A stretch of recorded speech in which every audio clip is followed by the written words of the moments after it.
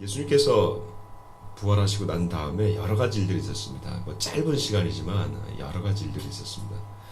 그 중에 예수님께서는 아마 가장 먼저 하고 싶었던 일이 하나 있었을 것 같습니다. 그것이 무엇이냐면 당신의 제자 중에서 가장 사랑했던 그 제자, 예수님께서 가장 사랑했지만 가장 마음을 아프게 했던 그 제자, 그 제자의 회복을 가장 바라지 않았을까 싶습니다. 그 제자는 바로 베드로였습니다. 예수님께서 잡히셨을 때에 사실 베드로만큼 예수님을 따르고 예수님을 그렇게 기뻐했던 자가 어디 있겠습니까? 그의 스승을 위해서라면 모든 것을 다 할 수 있었던 그런 베드로였습니다. 그는 주님을 위해서 나는 죽을 수도 있다고 얘기했습니다. 그리고 누구도 당신을 배반해도 나는 당신을 배반하지 않겠다고 말했던 그 제자가 바로 베드로였습니다. 12명 가운데 가장 수석 제자였고 어느 곳에 가든지 그 3명의 이너서클 가운데 있었던 사람이 바로 베드로였습니다. 근데 그 베드로가 예수님을 배반하고 부인했던 사람이 되어버렸습니다. 여러분, 가장 믿던 사람에게 발등을 찍히는 그 기분, 여러분, 배반한 사람이 나쁠까요? 배신당한 사람이 더 아플까요?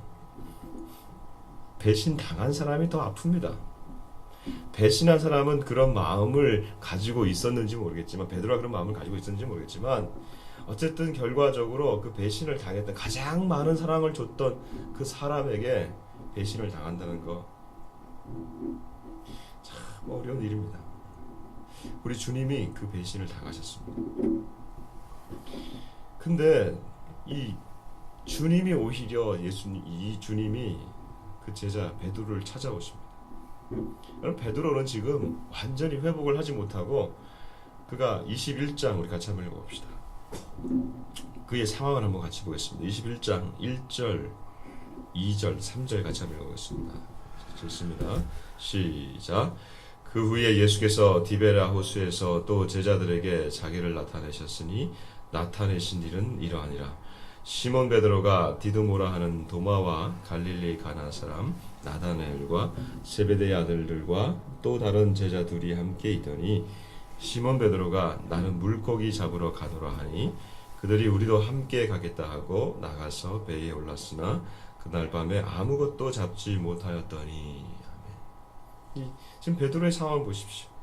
베드로는 지금 이 상황이 꼭 다 전체 상황을 다 얘기한다고 할 수는 없지만 베드로의 상황이 베드로의 마음을 가장 잘 알려주고 있는 상황과 같습니다. 나는 물고기 잡으러 가노라. 원래 베드로는 물고기 잡는 사람이었습니다. 그러던 그를 예수님께서 회복시키셔서 너는 더 이상 물고기 잡는 사람이 아니라 어부가 아니라 너는 사람 낚는 어부가 되게 하리라.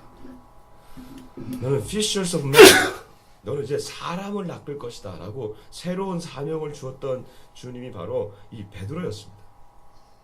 이 새로운 사명을 받았던 이 베드로, 3년간 예수님을 따라다녔던 그 베드로, 그렇게 즐겁게 따라다녔던 그 베드로, 이제 마지막 그 문턱에 서서 그 십자가만 넘으면 되는데 그 십자가 앞에서 그가 쓰러졌습니다.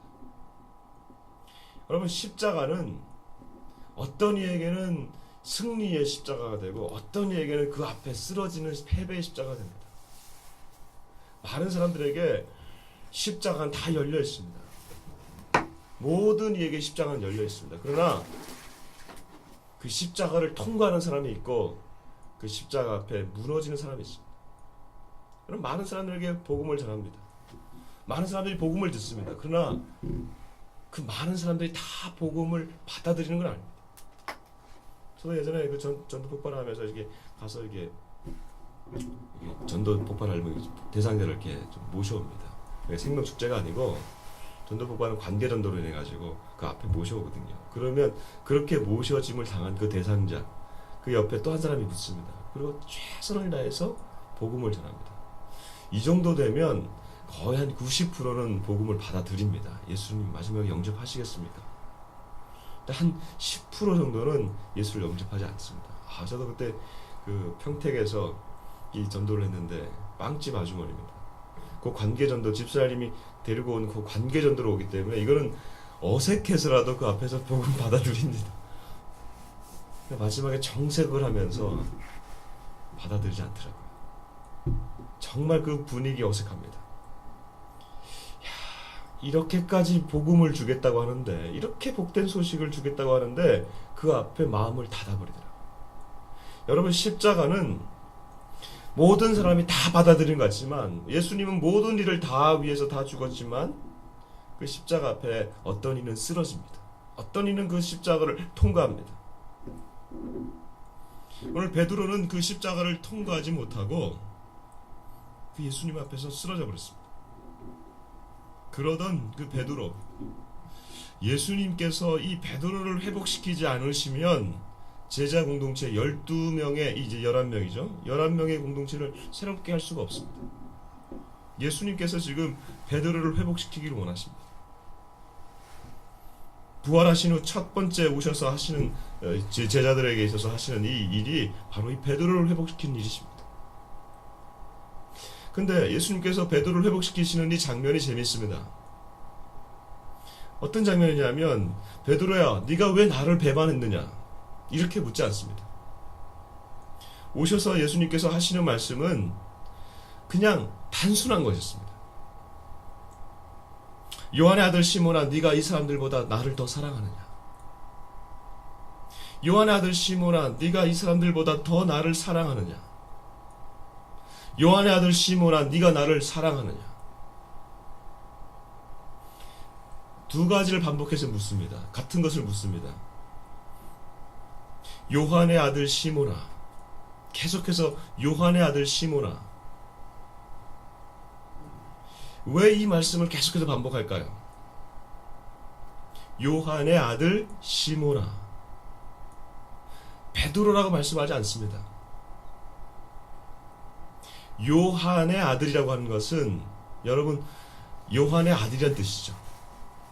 근데 예수님께서 이것을 똑같이 하신 말씀이 있습니다.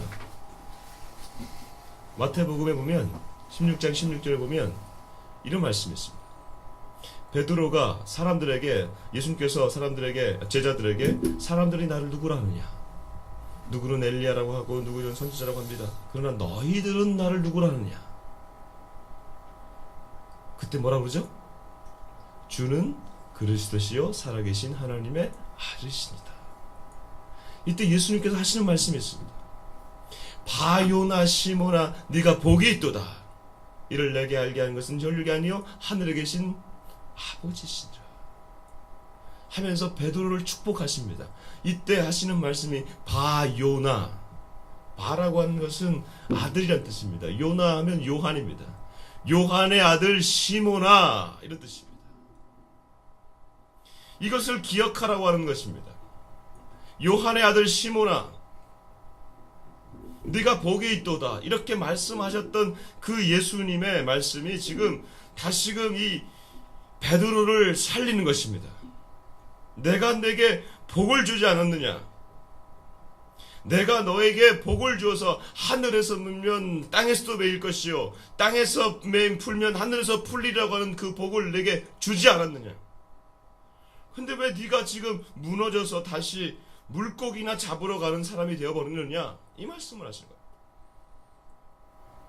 내가 너를 복 주지 않았느냐? 이런 말입니다. 바요나 시모나. 그리고 또 한 번 묻습니다. 네가 나를 사랑하느냐? 두 번째를 묻습니다.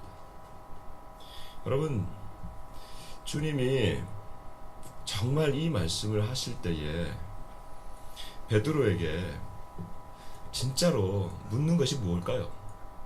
베드로야, 진짜 네가 나를 사랑하느냐? 베드로야, 왜 네가 나를 그날 밤에 부인했느냐? 너 그때 왜 그랬어? 이렇게 말씀하지 아니하시고 다 생략하시고 베드로의 그 정중앙을 향하고 있습니다. 네가 나를 사랑하느냐? 여러분, 베드로에게 이렇게 묻지 않습니다. 네가 나를 사랑했느냐? 묻지 않습니다. 만약에 그렇게 물었다면 베드로는 정말 대답할 것이 있었을 겁니다. 네, 주님, 난 정말 주님을 사랑했습니다. 그것만큼 자신 있게 대답할 수 있는 대답이 없습니다. 여러분, 누가 이 베드로만큼 예수님을 사랑했습니까? 그리고 누가 베드로만큼 예수님의 사랑을 받은 사람이 누가 있습니까? 여러분, 무리를 걸었던 사람이 바로 베드로입니다. 이 기적의 현장 가운데 3명을 데리고 왔을 때도 항상 예수님은 이 베드로를 데리고 왔습니다. 변화산에 올라갔을 때 예수님의 변형된 그 모습, 하나님의 영광의 모습이 이 땅에 잠깐 보였던 그 변화산에 올라갔을 때도 이 베드로가 있었습니다. 그리고 그때 그가 이렇게 얘기했습니다. 주님, 여기가 좋사오니 여기다가 초막셋을 짓고 여기서 사십시다. 그렇게 베드로는 주님을 사랑했습니다. 주님은 지금 그렇게 묻지 않으십니다. 네가 나를 사랑했느냐 이렇게 묻지 않으시고 네가 나를 사랑하느냐. 여러분, 이 질문이 얼마나 이 베드로의 마음을 찌를까요? 아니, 이분이 도대체 내가 당신을 부인했던 걸 모르나? 이분을 내가 모른다고 내가 3번이나 부인했던 걸 모르나? 여러분, 왜 모를까요? 예수님 왜 모르실까요? 누가복음에 보면 베드로가 3번째 부인할 때에 예수님의 눈과 베드로의 눈이 마주쳤다고 그랬습니다. 속일 수가 없습니다. 그때 닭이 3번째 울 때에 그가 슬피 울며 도망갔다 그랬습니다. 예수님 다 아십니다. 그럼에도 불구하고 지금 주님은 심중 깊숙한 곳에서의 질문을 하고 있는 겁니다. 네가 나를 부인했든 네가 나 어떻게 됐든 상관이 없이 지금 네가 나를 사랑하느냐 묻습니다.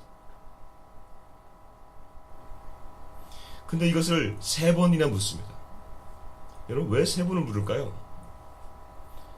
베드로가 3번을 부인했기 때문에 예수님은 지금 회복시키는 데 있어서 3번을 말씀하시는 것 같아요. 그러니까 사람이 한 번 고백으로는 안 되니까. 첫 번째 고백, 두 번째 고백, 내가 주님을 사랑한 줄 아나이다, 내가 주님을 사랑한 줄 아나이다 다 얘기하지만 마지막 고백은 정말 어렵습니다. 그래서 우리 17절, 우리 3번째 고백을 같이 한번 읽어보겠습니다. 17절 같이 한번 읽어봅시다. 시작. 3번째 이르시되 요한의 아들 시몬아, 네가 나를 사랑하느냐 하시니 주께서 3번째 네가 나를 사랑하느냐 하심으로 베드로가 근심하여 이르되 주님, 모든 것을 아시오매 내가 주님을 사랑하는 줄을 주님께서 아시나이다. 예수께서 이르시되 내 양을 먹이라. 아멘. 여기 보니까 이전까지는 괜찮습니다. 근데 3번째 이런 표현이 있습니다. 베드로가 근심하여 이르되, 깊은 근심 가운데 있습니다. 이것은 무슨 말이냐면 예수님이 왜 같은 질문을 3번이나 나에게 하실까? 첫 번째, 두 번째는 내가 주님을 사랑합니다 라고 얘기를 했지만 사실 그것으로 끝나는 것이 아니라 주님은 그런 질문이 아니라 그냥 건성으로 얘기하는 대답이 아니라 베드로의 그 심중 깊은 곳에서의 대답을 듣기를 원하셨던 것입니다. 진실된 고백을 듣기를 원하셨던 것입니다. 그것은 바로 베드로의 내면의 고백. 주님, 내가 당신을 사랑합니다. I love you. 이게 아니에요. 근심하여 이르되, 이것은 눈물이 터져 나오는 고백입니다. 그래서 이거는요, 심중 깊은 곳에서부터 가슴이 먹먹한 고백입니다. 주님, 내가 잘못했습니다. 주님, 내가 당신을 부인했습니다. 사람들 앞에서 내 목숨이 두려워서 당신을 부인했습니다.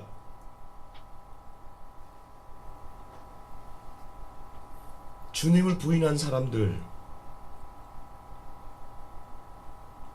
2004년에 제가 미국에 있을 때 인터넷 사이트로 한 분의 그 북한에서 체포 소식을 들었습니다.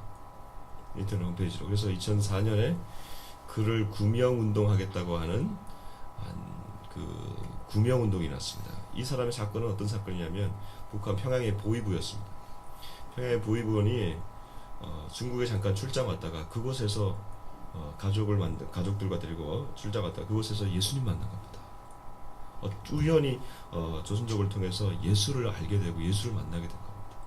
이분이 예수님에 대해서 복음을 듣고 탈북을 그냥 그대로 해버렸습니다. 그냥 출장 왔다가 그냥 탈북을 해버린 거나 마찬가지죠. 그래서 그곳에서 그가 예수님을 만나서 너무 뜨거웠습니다. 그러던 그가 평양 보위부 출신이니까 평양에서 놔두지 않았어요. 그래서 그를 그 평양에서 잡아가지고 북송을 시켰습니다. 북송시켜서 거기서 그가 취조를 받는 중에 예수님을 만났다는 사실을 부인을 했습니다. 그러니까 평양에 들어오면 이제 하는 얘기가 항상 그거거든요. 한국 사람 만나냐, 그리고 국장을 만나냐, 그리고 목사를 만나냐, 선교사를 만나냐. 이 선교사를 만났다는 얘기를 그가 안 하고 예수를 믿었냐 이 말에 자기가 예수를 모르고 전혀 만나지 않았다라고 그냥 거짓으로 둘러댔습니다. 그래서 그가 사면이 되어서 조그만 목사에다가 사면이 돼서 다시 일을 하고 있다가 그가 다시 탈출을 했습니다. 가족들은 다 중국에 있었는데 그가 다시 탈출해서 그 가족을 만났습니다.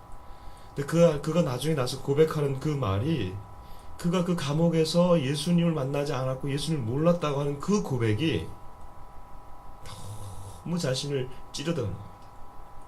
여러분, 만약에 여러분 같으면 어떻게 하시겠어요? 내가 믿고 있는 이 예수님, 강압에 의해서 내가 고백하지 않겠다고 다시 고백을 한다면, 그런 부인을 한다면, 지금 베드로와 같은 사건 아니에요? 얼마나 마음이 아프겠습니까?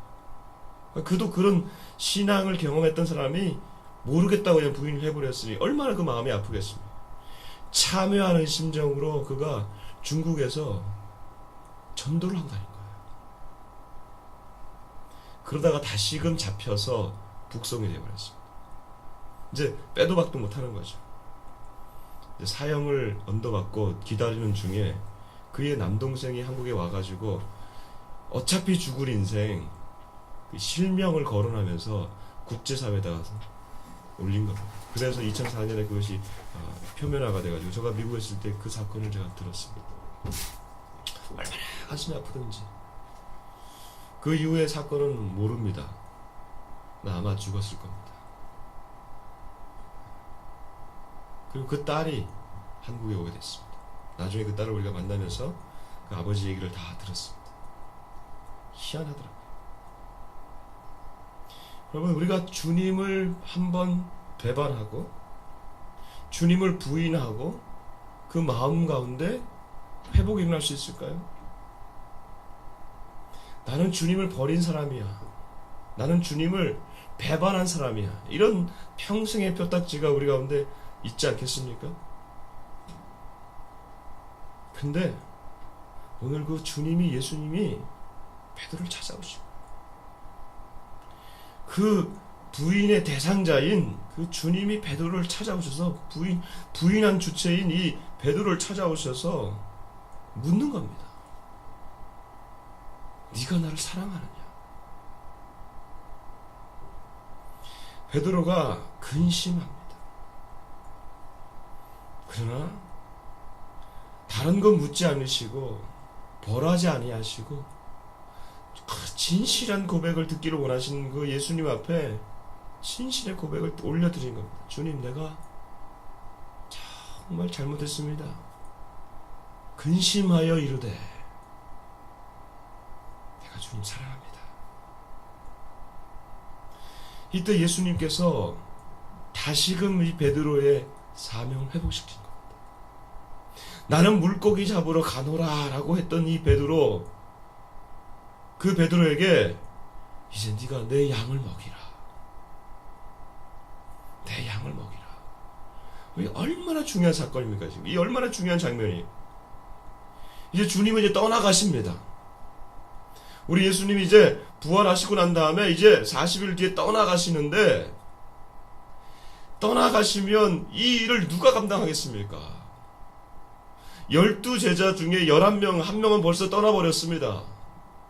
이제 11명 남았는데 그 중에 수제자인 베드로마저도 이걸 떠나가려고 하는데, 이제 떠나가야겠는데 맡길 사람이 없는데 베드로를 부르시는 겁니다.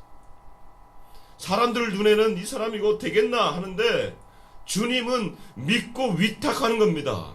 근데 무엇을 회복시키는 겁니까? 사랑을 회복시키는 겁니다.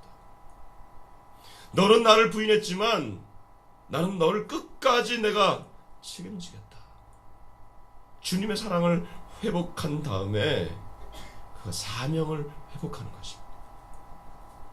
우리 어제 말씀을 통해서 풀어놓아 다니게 할 때 마지막에 있어서 중요한 회복이 바로 사명 회복이라고 했습니다. 이 사명의 회복은요, 그냥 되는 게 아닙니다. 내게 사명을 주십시오가 아니에요. 사명의 회복은 주님의 그 철철 끌어넘치는 그 사랑이 내 가운데 그냥 부어질 때에 사명이 발견되어지고 회복되는 거지. 우리는 사명을 위해서 살다가 사명을 위해서 죽습니다만은 그 사명을 위해서 사는 사람들은 아니에요. 우리 존재는 그런 존재가 될 수가 없어요. 죄 많은 이 세상 가운데 우리가 사명 따라 살 수는 없어요. 사명을 따라 살 수 있는 그 유일한 근거는 주님의 사랑과 은혜가 나에게 철철 흘러 넘칠 때에 그것 때문에 우리가 사명을 붙들고 살아가는 것이죠. 오늘 베드로를 회복시키시는 이 주님, 내 양을 먹이라. 전설에 의하면, 전설이 아니라 전승에 의하면 베드로는 내가 어떻게 주님이 걸어가신 그 길로 그대로 내가 갈 수 있겠냐 하면서 그가 마지막에 거꾸로 십자가에 못 박혀 달려 돌아갔다고 합니다.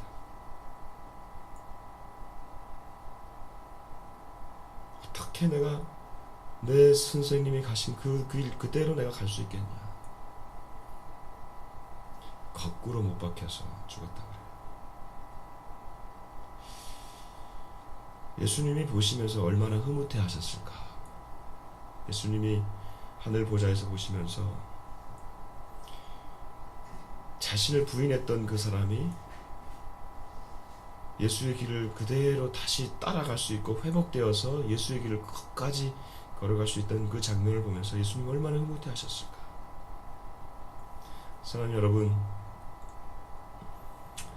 베드로를 회복시키셨습니다.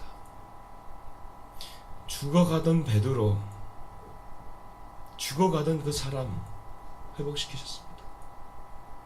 베드로 회복이야말로 초대교회의 회복이 되었고, 아니 초대교회 발생이 일어났고, 그 초대교회 발생으로 인해서 오늘날까지 우리가 있는 것입니다. 한 사람 한 영혼을 회복시키셨더니 역사가 바뀌었습니다. 주님, 나를 회복시켜 주십시오. 나 이 한 사람 나를 회복시켜 주시면 저도 주님이 주시는 당신의 양을 먹이겠습니다. 당신의 일을 하겠습니다. 당신이 내게 하라고 하는 그 일을 감당하겠습니다. 회복의 역사가 우리 모든 성도들에게 임하기를 주 이름으로 축복합니다.